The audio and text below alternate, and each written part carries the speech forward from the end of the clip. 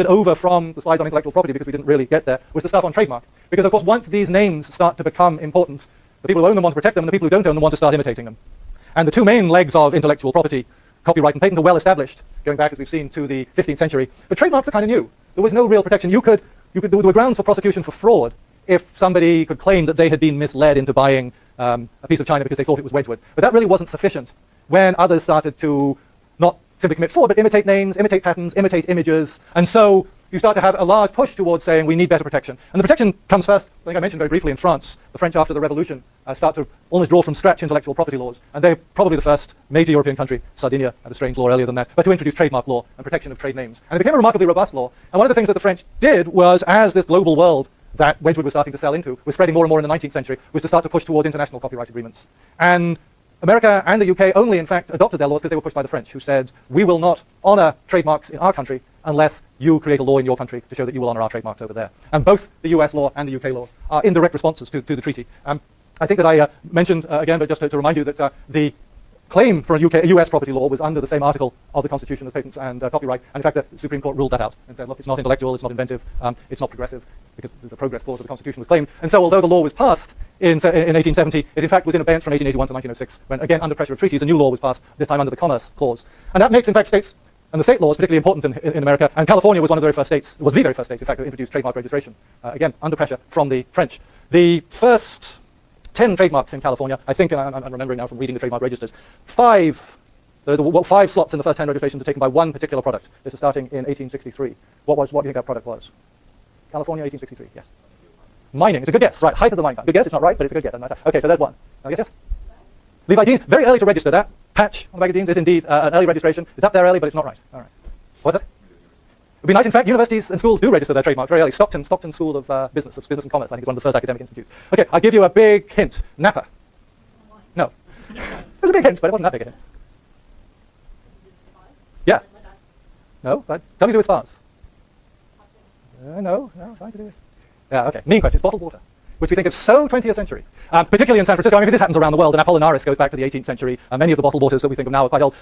A, because of what we talked about already about medicine, in that water was seen as having medicinal properties, and B, because particularly in San Francisco, huge battles over the water service. And there were rival water services, and they started to spread rumors that the rival water service was carrying the plague or carrying some terrible disease, and then in fact destroyed the reputation of all water services, and so bottled water became an enormous premium, and so registering your bottle trademark was enormously important. Now again, trademarks seem to be, well, they're tedious and old-fashioned, and we fight over patents, and we fight over copyright, and of course there's the open source world, which ignores all these things together. In fact, again, in our world, this third leg of the intellectual property is enormously important.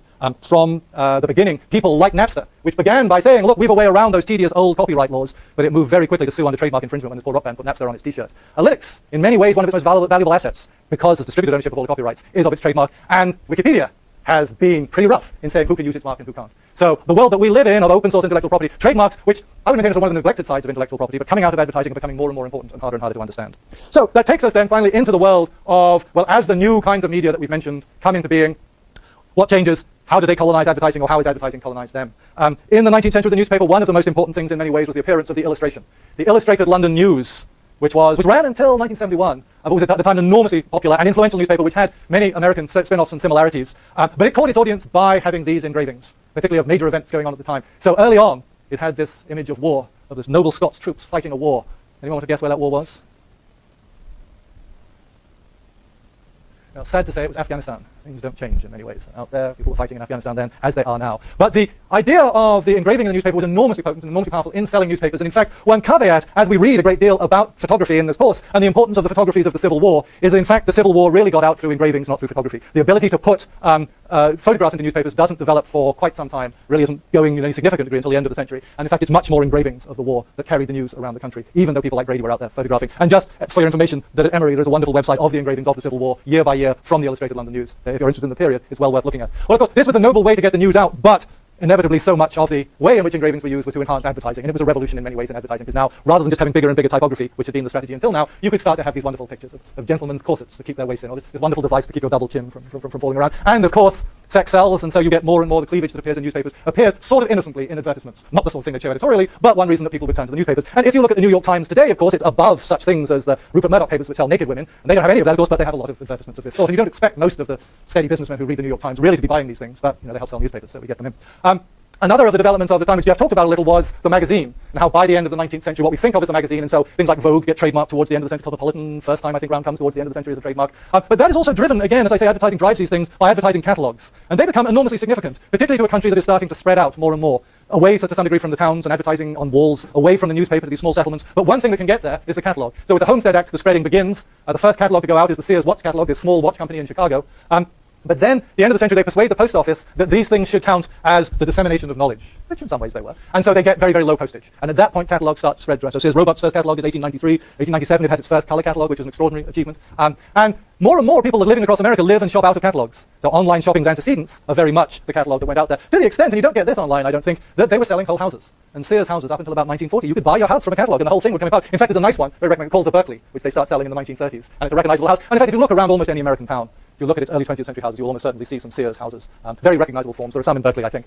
But so the catalog starts to sell those, and it ends up, that's the inspiration for the Whole Earth catalog, which we'll talk about when we get to the internet. So advertising, not only in magazines, but magazines themselves as simply advertising units develop across the century. And here's a case where you see them driving the technology. The telephone comes along, and first people say, well, the telephone's going to replace the newspaper. We saw that with the telegraph, with Colt saying that his telegraph would replace the newspaper. Now it's going to be the telephone. And one thing that it gets very quickly and very predictably are advertisements.